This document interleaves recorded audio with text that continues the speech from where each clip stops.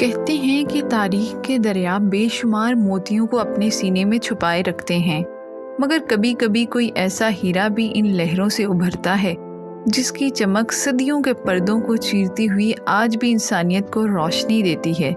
ایسا ہی ایک روشن ستارہ سقراط تھا، وہ مرد حق جس نے ایتھنز کی گلیوں میں سچ کی تلاش کو اپنا کارواں بنایا، جو زندگی سے نہیں بے معنی زندگی سے ڈرتا تھا، جس نے زہر کا پیالہ تھام کر بھی علم و صداقت کا علم بلند رکھا۔ یہ 5ویں صدی قبل مسیح کا قصہ ہے۔ ایتھنز کی سرزمین پر ایک بچہ پیدا ہوا جس کے ہاتھ میں اگرچہ تلوار نہ تھی مگر سوچ کا ہتھیار تھا۔ باپ ایک سنگ تراش، ماں ایک دایا، دونوں نے جسموں کو سنوارا، مگر سقراط نے روحوں کو تراشنے کا ہنر سیکھا۔ اس کی جوانی کے دن فکر کی وادیوں میں گزرے اور جنگ کے میدانوں میں بھی اس کا ذہن خاموش نہ رہا۔ جب دوسروں کی تلواریں بولتی تھیں، سقراط کی زبان سوالوں کے تیر چلاتی تھی۔ فلسفے میں سقراط کی گفتگو دریا کی روانی جیسی تھی۔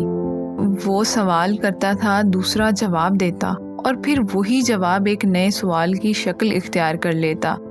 اس کا اندازہ ایسا تھا جیسے سچائی کی پرتیں ایک ایک کر کے کھلتی جا رہی ہوں۔ ایک دن کمہار کے چاک پر گھومتی مٹی کو دیکھ کر اس نے کہا، یہ مرتبان پہلے کمہار کے ذہن میں تھا، ہاتھوں نے تو صرف صورت دی۔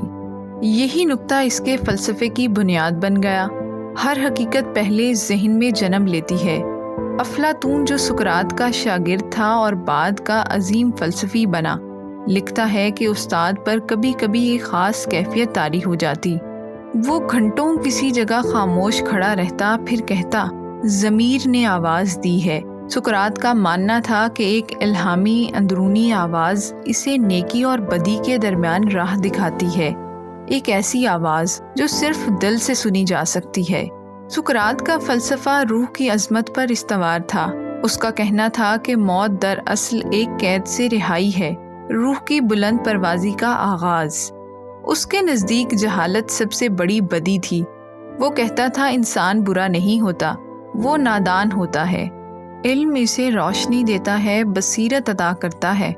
سقراط ظلم کو سہنے سے زیادہ ظلم کرنے والے کو برا سمجھتا تھا، کیونکہ ظلم سہنے والا اندر سے صاف رہتا ہے، مگر ظلم کرنے والا اپنی روح کو داغدار کر بیٹھتا ہے۔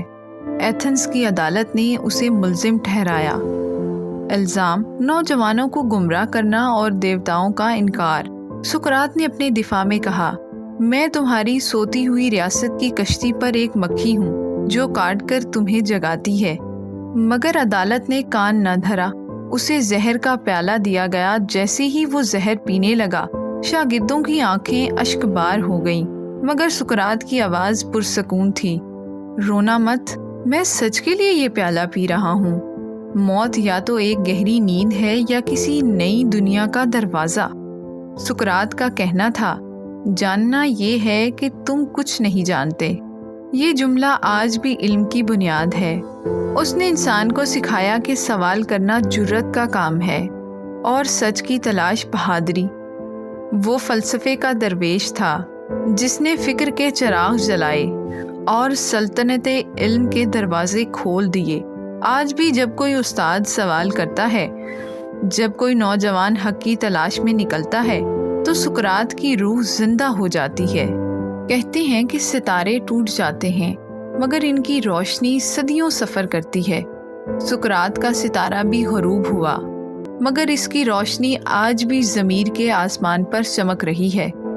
وہ زہر پی کر بھی امر ہو گیا، کیونکہ جو سچ کے لیے مرتے ہیں وہ دراصل ہمیشہ کے لیے زندہ ہو جاتے ہیں، کتابوں میں، فکروں میں اور دلوں کے اندر۔